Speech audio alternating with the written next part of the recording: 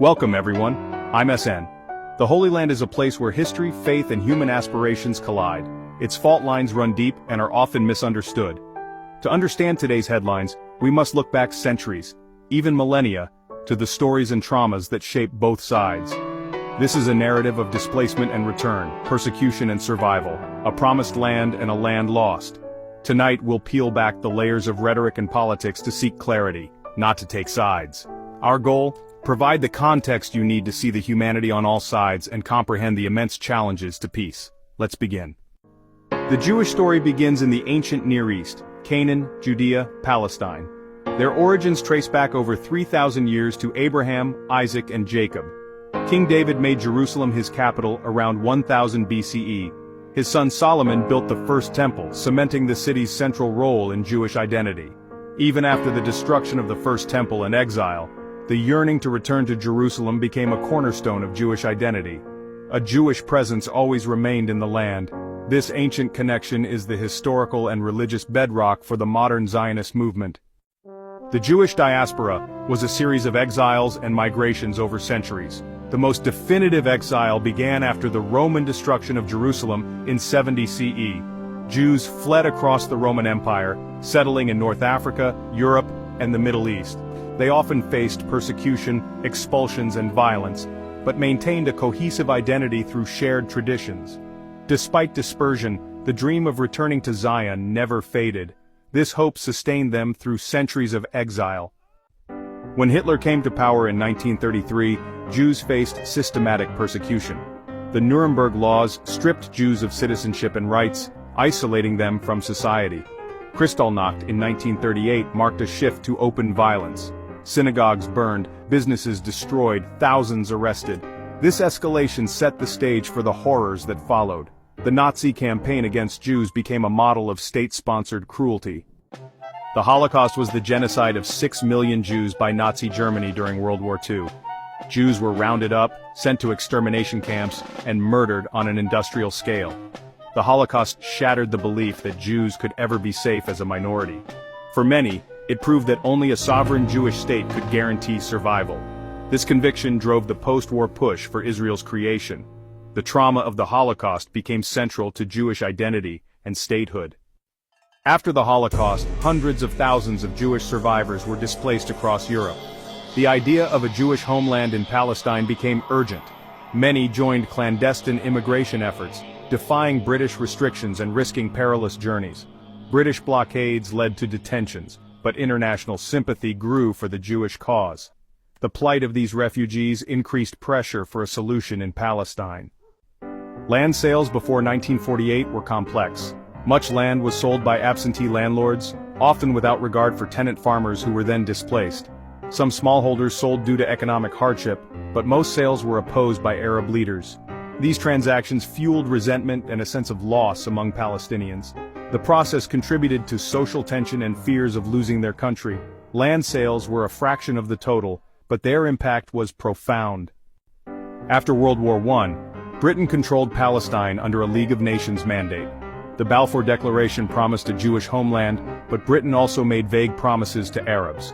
Britain struggled to balance these conflicting commitments, fueling tensions.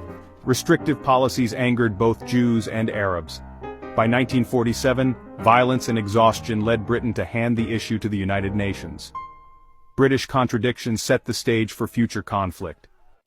By 1947, the UN saw Jewish and Arab aspirations as irreconcilable. The UN partition plan proposed 2 states, 1 Jewish, 1 Arab, and international control of Jerusalem.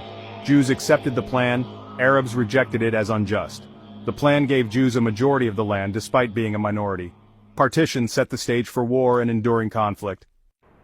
On May 14, 1948, as the British mandate ended, Israel declared independence.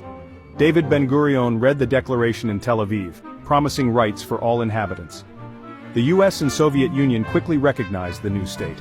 For Jews, it was a dream fulfilled. For Arabs, a catastrophe. The next day, neighboring Arab armies invaded. The conflict escalated into a full-scale war. The 1948 war led to the Nakba, catastrophe for Palestinians.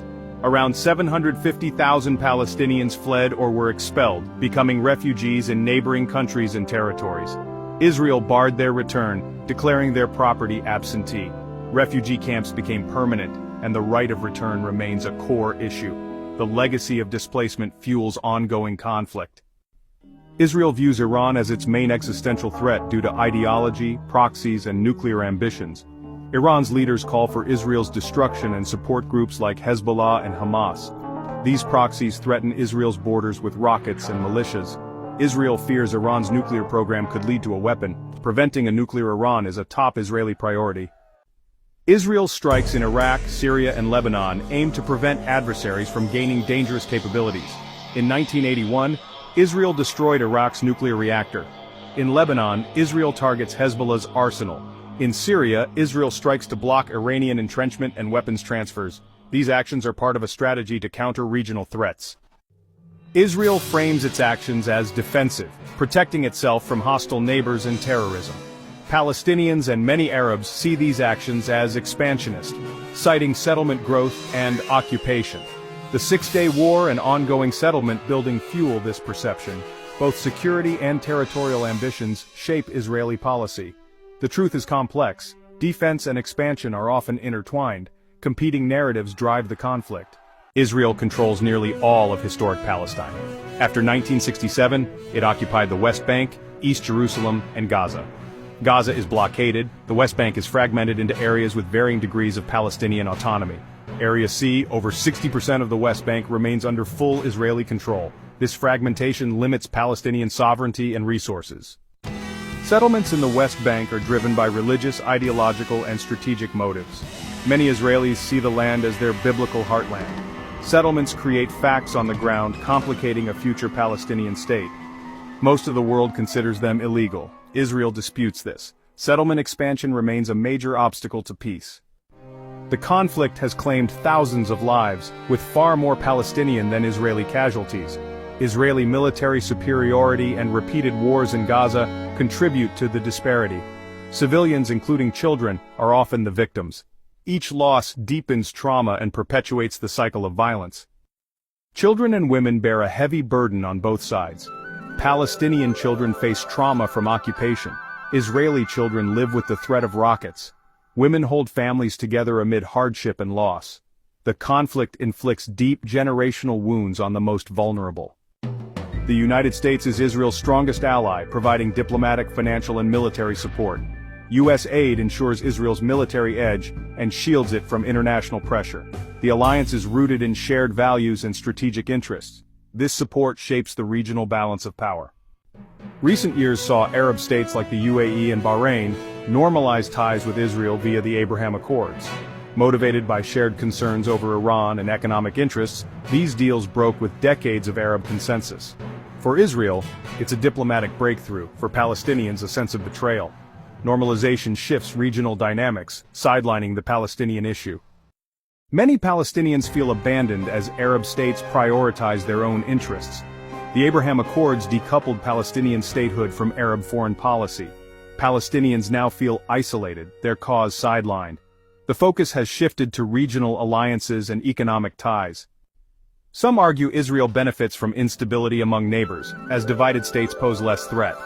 Instability reinforces Israel's image as a stable democracy and strategic ally. Israel may act to influence regional power balances. However, chaos can also create new threats from non-state actors. For over 50 years, millions of Palestinians have lived without basic rights under occupation. They face restrictions, lack citizenship, and are governed by military law. The peace process is stalled, and settlements expand. Without major change, this status quo may persist indefinitely. The denial of rights fuels anger and perpetuates conflict. The two-state solution, Israel and Palestine side by side, has long been the international goal. Expanding settlements and political divisions make this increasingly unlikely. Alternatives like a single state face deep opposition. No viable, agreed-upon path forward exists today. The conflict remains locked in stalemate. This is not a simple story of right versus wrong, but a tragic clash of two legitimate national movements. Jewish trauma and the need for safety meet Palestinian trauma and dispossession. Understanding both narratives is essential for empathy and any hope of peace. Israelis see survival and return. Palestinians see justice and a homeland denied. There are no easy answers, only the need for understanding. Only shared humanity can open the door to a different future. Thank you for watching.